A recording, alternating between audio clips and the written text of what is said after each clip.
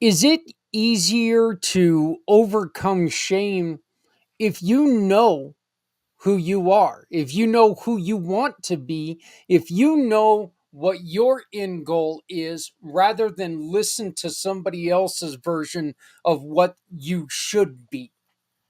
Ab- Absolutely. I couldn't agree more with that. And what I call that, Zach, and again, I bring this into conversations that I do and different sort of workshops and things like that. I call it your IDP.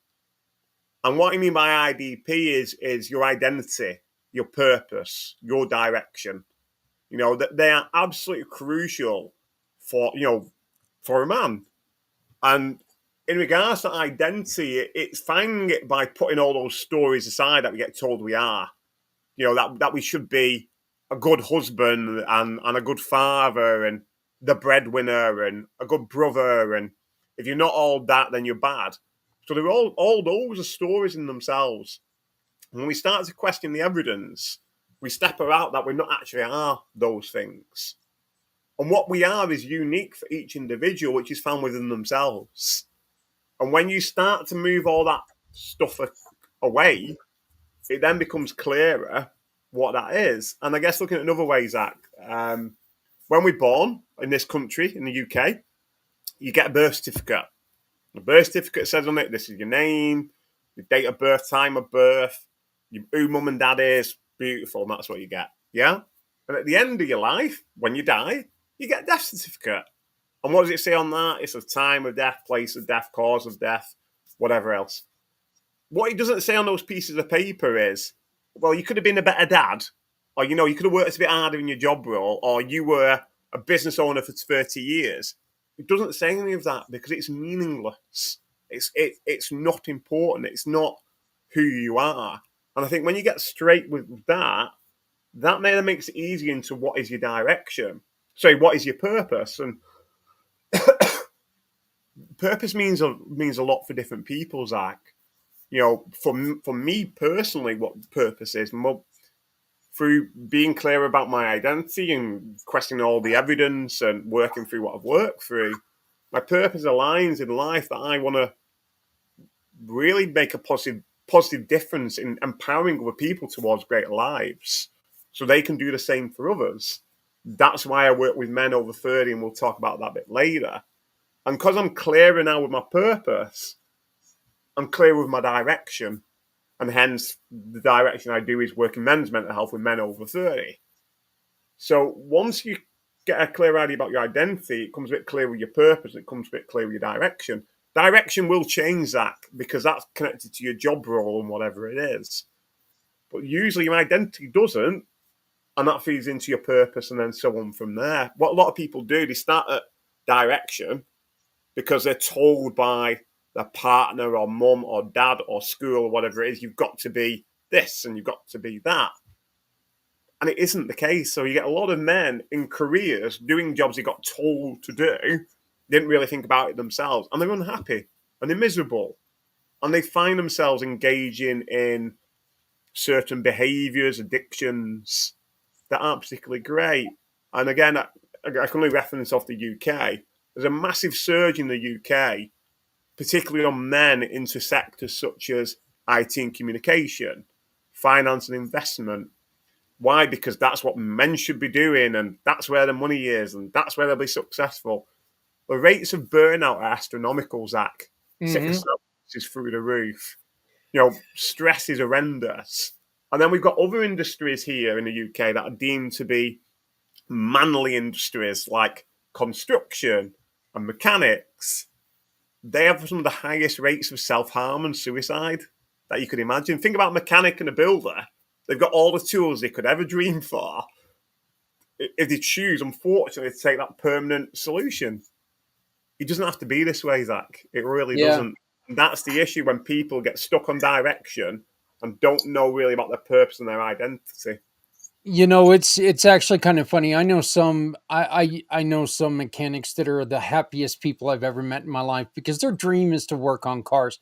And I Yes. think or on in my case on motorcycles, working with motorcycles, that's one of the things that's what their dream is. And I think the best thing you can do for yourself, okay, for your purpose, for Yes. who is in this vessel and Yes. in this vessel. I think the best Absolutely. thing you can do is while you're doing it, if you're miserable, you're not treating this vessel properly. You're Yes. not you're not feeding this Yes. vessel like it should be fed. If you go to work every day, and I hate this effing Yes. job, Yes. and Joel, I know this because before my motorcycle accident, I said that 5, 6 times a day. I would get out of my truck and I'd kick something, and I hate this effing job. I'd say it 5, 6, 7 times a day. I didn't care. I hated it. I wasn't happy with where I was at. I wasn't happy with the life I was in. I allowed my quote unquote responsibility Yes. to guide my actions instead of letting myself take control of who I am. And now I'm a much happier person. Absolutely, Zach. And again, that goes back to something I said before. Responsibility is everything. It really is. And life's really, really interesting. That situations will arise, and we face choices every single day, no matter how big or small they are. And at the end of the day, you can either choose to do the best. I hate using terms like you can either choose to make a decision that is best for you and the other party, whatever that looks like. No, best for you first, and I'll break that down afterwards. Or you don't. And what a lot of men do is, well, they don't make a decision. What you've got to understand is that not making a decision is still a choice. Yep. And what Yep. life will do is your agency, your control window in that situation will narrow more and more. And as that does that, the window of life to make it for you grows greater and greater and greater. And unfortunately, the more that happens, the less favourable the outcome will be for you because you've given it over to life to do it. And the only way I can put it is, Zach, and you'll probably be able to relate to this, and then I'll pick up another point. Imagine your beautiful motorbike, yeah? You've got a beautiful motorbike, you've poured hours and hours into this bike, building it, cleaning it, whatever. Imagine going out on a Friday night in your local town, yeah? And you park out the most busiest, worst pub you can imagine, right? And you literally just get off your bike and go, hey, anybody want to ride my bike? I'll sit on the back of it. And you just hand those keys over to anybody else. Yeah? Would you do it? Of course you wouldn't. Of No. course Hell no. you don't know. Oh, no, no, no. But No. unfortunately, Zach, men do that quite a lot. That's Yep. what they do when they've got a situation they don't particularly want to deal with. They don't make that they don't make that decision. And the other thing what you hit on as well, Zach, is absolutely clear. Depending where you want to come from, this is a vessel, and it's the only vessel we have. And if we don't look after it, then we've got a problem, and the eject button comes, and we can imagine what that looks like. And no longer are we in this vessel. And I say that goes back to what we were saying at the beginning. When we play these stories in our head, our vessel, the body is responding, going, please stop doing it. But it goes to the next level, what you're talking about, is that if you are 7 times a day, as you said, saying how much you hate that job, imagine that feeling that you're putting out around you. Do you think people want to be around you, Zach? When they see you swearing, kicking, Th- punching?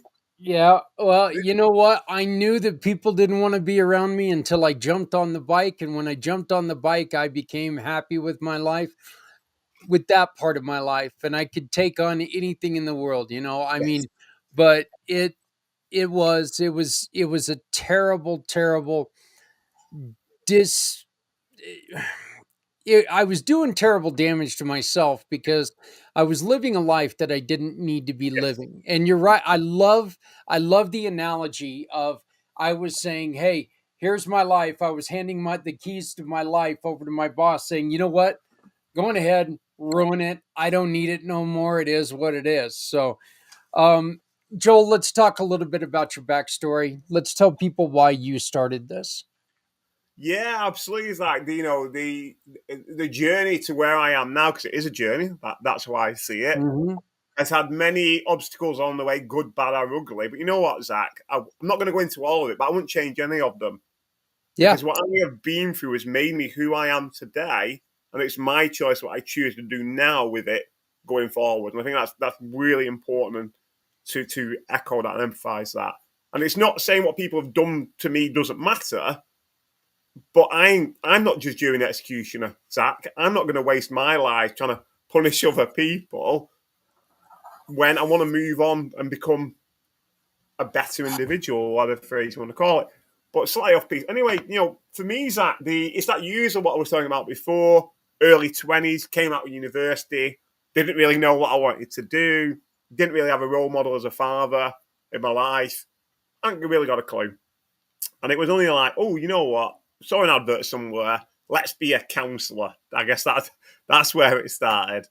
And they need counsellors in school to help children.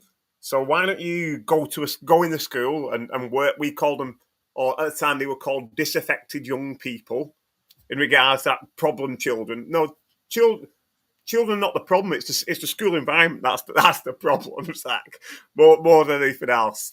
But anyway, when I started in the school, I was good at what I did. I really enjoyed relating to these young people. I got an offer. I couldn't refuse to become a teacher. Everyone wanted to be a teacher, Zach. Mum was a teacher. Dad was a teacher. Not what I wanted to do, but we're back to stories. Well, why don't you give it a go? You might enjoy it, blah, blah, blah. So I became a qualified teacher, really good at what we're doing. But I started to question why. Why am I doing this? Why am I not dealing with these problems at the age that I am? What had been coming up in my life when I was younger? Why am I just ploughing forwards? And I guess my answer to that was, I know what I'll do, Zach. I'll get a job and I'll work abroad because life's going to be better. Yeah. Life's going to be better when I'm in the sun. I can pack my bags and we're all good. But unfortunately, as you can see where this is going, is that when you pack your bags to go abroad, you don't leave your you don't leave your problems behind. They go with you in the suitcase. And for me, I went to Thailand. I went to Bangkok. People can imagine what that can be like for a man who's single and trying not to deal with issues and so on and so forth. And from there, I went to China. But by the time I got to China, Zach, I was in Shenzhen, just over the border of Hong Kong. All those problems that I'd those stories in the head that were playing, my body was reacting more and more. And I weren't paying attention to that because I was enjoying myself partying. And then it was, I'll take on more responsibility. So I was an A-level IT teacher. Then I became network manager, so I was managing all the technology budget for the college. And then I thought, oh, I know what I'll do. I'll become a head of house because I'm good at that, pastoral care. So I started doing that. And it was like, oh, I know what I can do. I've got a bit of free time. I'll do a master's degree. So, so then I started to do a master's degree. So you can see how all these physical reactions are building up. The writing's on the wall. I kept going. And for me, the only way I can put it is the wheels fell off when I got a new job in South Korea, mid 2013, and it was literally about hitting the F button. And boy, do men hit it hard. We don't mess about when we made that decision as men. And that goes back to that emotions being all over the show. And when I hit that literally brought me into nervous breakdown, mental reset, whatever you want to call it.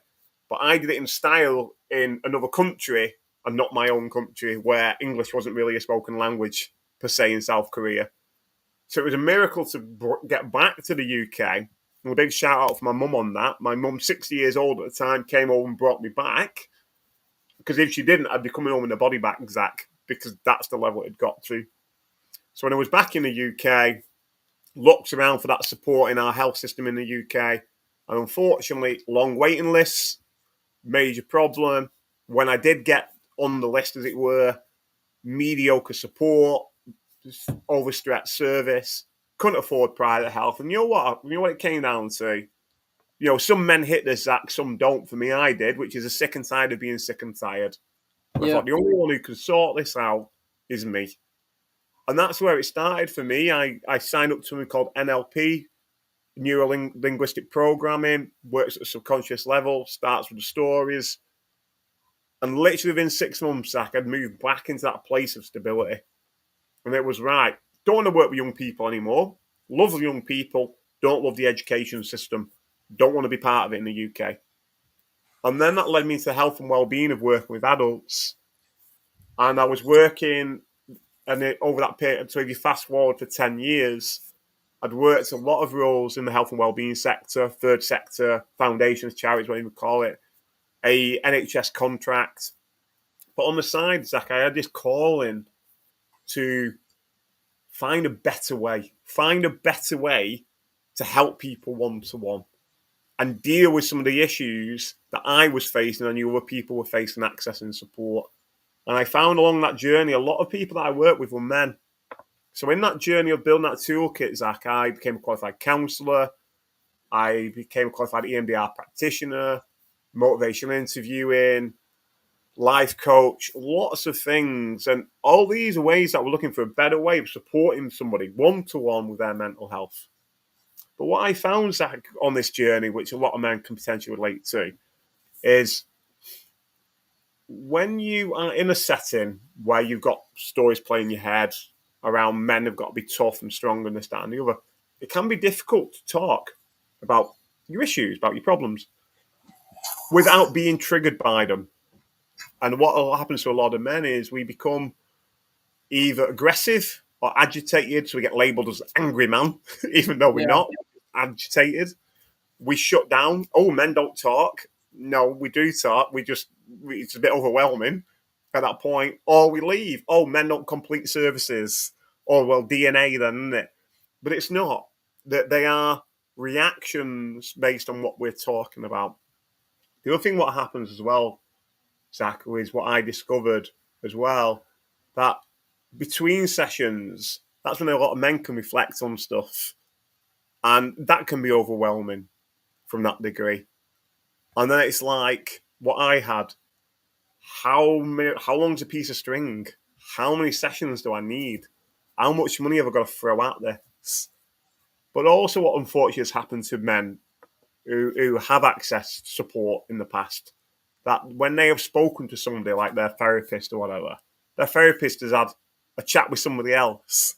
And then before you know it, their details have gone out into that public domain. And it's awful. It's an awful experience to be in.